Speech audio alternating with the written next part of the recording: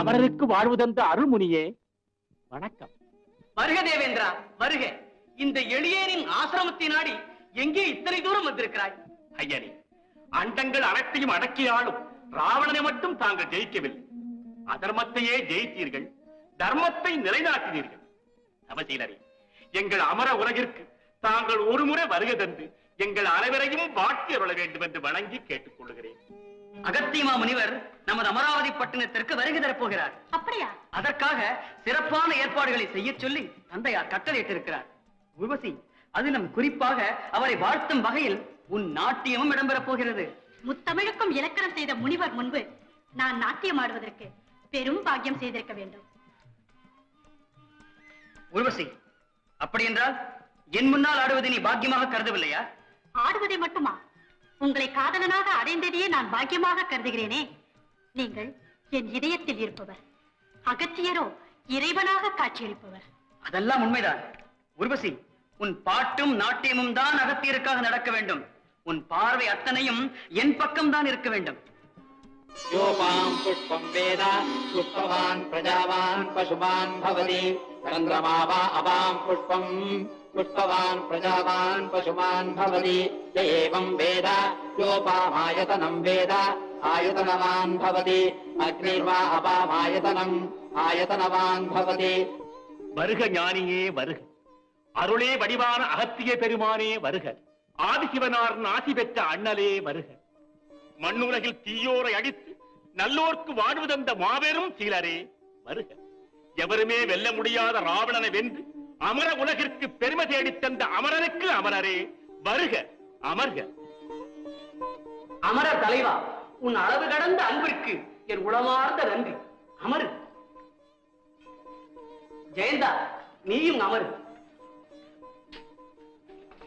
ஐயனே, ஒரு சிறு வேண்டுகோள். என்ன? தங்கள் அனுமதி கிடைத்தால் இங்கே ஆடுவதற்கு ஊர்வசியின் நாட்டியத்தை ஏற்பாடு செய்திருக்கிறேன். அவள் ஆடுவதில் தங்களுக்கு ஒன்றும் ஆட்சேபனை இல்லையே? நாட்டியம் நல்ல கலையாயிற்றே, அதை நான் அனுமதிக்க மாட்டேன் என்று நீ ஏன் நினைத்தாய்? சுவாமி, தாங்கள் மூவாசைகளை கடந்த முனிவராயிற்றே, நளினமாக நங்கை ஒருத்தி ஆடும் நாட்டியத்தை காண விரும்புவீர்களோ மாட்டீர்களோ என்று எங்களுக்குள்ளே ஒரு சிறு சந்தேகம் எழுந்தது. ஜெயந்தா, இந்திரனுக்கு நீ மகனாக பிறந்தும் என்னை சரியாக புரிந்து கொள்ளவில்லையே. ஆடுவது மங்கை என்றாலும் அந்த ஆட்டத்திலே மாபெரும் கலையின் உயர்வை அல்லவா நாம் காண்கிறோம். இவற்றுக்கெல்லாம் மேலாக அம்பலத்திலே நின்று ஆடுகின்ற ஆண்டவனையே வழிபடுகின்ற நான் ஆடற்கலையை விருப்பேனா? ஆட்சேபனையே இல்லை. மிக்க மகிழ்ச்சி. ஊர்வசி, உன் நடனத்தை துவக்கலாம்.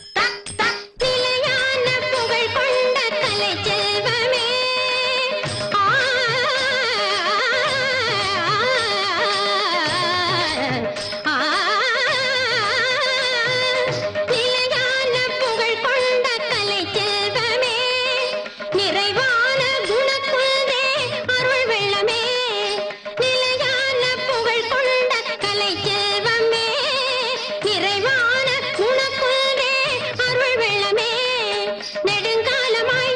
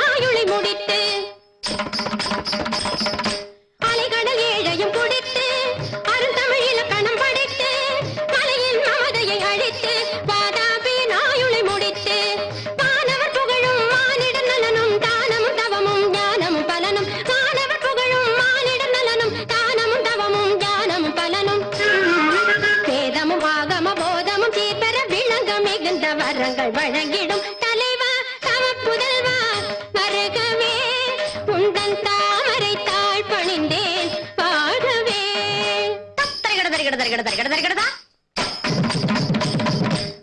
தரிகடதம் தரிகட தரிகடதம் தரிகடதா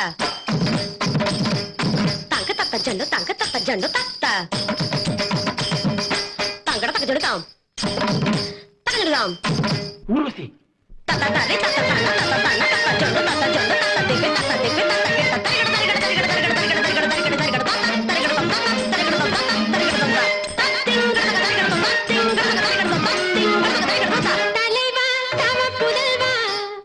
ஊர்வசி, நீ ஆடியது நாட்டியமா அல்லது ஜெயந்தன் மேல் கொண்ட காதல் நாடகமா? தேவேந்திரா, கலை என்பது தெய்வீகமானது. அதிலும் இசையும் நாட்டியமும் இறைவனே விரும்பி வளர்த்த பெருமைக்குரியது. அந்த துறையில் பணியாற்றுபவர்கள் அரங்கிற்கு வந்துவிட்டால் அவர்கள் புனிதமான கலையை மட்டும்தான் வெளிப்படுத்த வேண்டுமே தவிர ஒருவருக்கொருவர் மீது ஏற்பட்ட காதலில் மயங்கி உணர்ச்சி வசப்பட்டு கலையை மாசுபடுத்தினால் அதை விட மகா பாவம் இந்த உலகில் வேறு எதுவுமே இல்லை. அதனால் ஊர்வசி, வானுலகில் மேலான கலையில் பணியாற்றிய நீ கீழான முறையில் நடந்து கொண்டதால் இவ்வுலகத்தை விட்டு பூலோகத்தில் சென்று பிறக்க கடவாய். ஜெயந்தா, அனைவரும் கூடியிருக்கும் இந்த சபையில் உன்னை மறந்து உணர்ச்சி பெருக்கால் ஒழுக்கமற்று நடந்து கொண்ட நீயும் கீழ் உலகம் சென்று ஆறறிவுள்ள மனிதர்களிடையே ஓரறிவுள்ள உயிராக பிறக்க கடவாய். ஐயனே, என் மைந்தன் ஜெயந்தனும் ஊர்வசியும் செய்தது மன்னிக்க முடியாத குற்றம்தான். அட்டியின்றி உங்கள் கோபத்திற்கும் சாபத்திற்கும் அவர்கள் ஆளாக வேண்டியவர்கள்தான். இருந்தாலும் அறியாமல் செய்துவிட்டார்கள். பிழைய மன்னித்து இருவருக்கும் விமோசனம் அளித்து நல்வழி காட்டுங்கள்.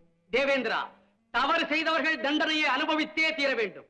ஆனாலும் பிழையை உணர்ந்து விட்டால் நிச்சயம் வழி பிறக்கும். சுவாமி, முக்காலமும் உணர்ந்த தாங்களே இவர்களின் பிற்காலத்திற்கும் ஒரு நல்ல முடிவை கூறிவிடுங்கள். முதல் என்ற ஒரு வார்த்தை தோன்றிய போதே முடிவு என்ற ஒரு வார்த்தையும் தோன்றியிருக்கிறது அல்லவா? அமரர் தலைவா, இவர்களுக்கு நானே ஒரு நல்ல முடிவை கூறுகிறேன். ஊர்வசி, சோழ சாம்ராஜ்யத்திலே பூம்புகார் நகரிலே நீ நாட்டிய கணியாக பிறப்பாய். மன்னர்கள் கலையரங்குகளில் மரியாதைக்கென சாற்றும் தலைக்கோலாக ஜெயந்தன் மாறி உன் நடன அரங்கேற்றம் ஒன்றில் கொண்டு வந்து வைக்கப்படுவார். அதை நீ கண்டதும் உங்கள் சாபம் நீங்கி நீங்கள் இருவரும் விண்ணுலகம் வந்து சேர்வீர்கள். தேவேந்திரா, ஊர்வசி தமிழகத்தில் பிறப்பதால் இன்னொரு சிறப்பும் நடக்க இருக்கிறது. அதையும் தங்கள் திருவாக்கால் சொல்லுங்கள் சுவாமி. பூம்புகாரிலே நாட்டிய கணிகையர் குலத்திலே முதலாவதாக ஊர்வசி அவதரிப்பாள். பிறகு இவளுடைய வம்சத்திலே மாதவி என்றொரு ஆடல் அரசி தோன்றுவாள். அவளால் செந்தமிழிலே சிலப்பதிகாரம் என்ற சிறந்த ஒரு காப்பியமே உருவாகும். அந்த அரும்பெரும் காப்பியத்தை இளங்கோவடிகள் என்ற என்னை போல் ஒரு துறவியே செய்ய போகிறார். அதை நினைத்து இன்றே நானும் பெருமைப்படுகிறேன்.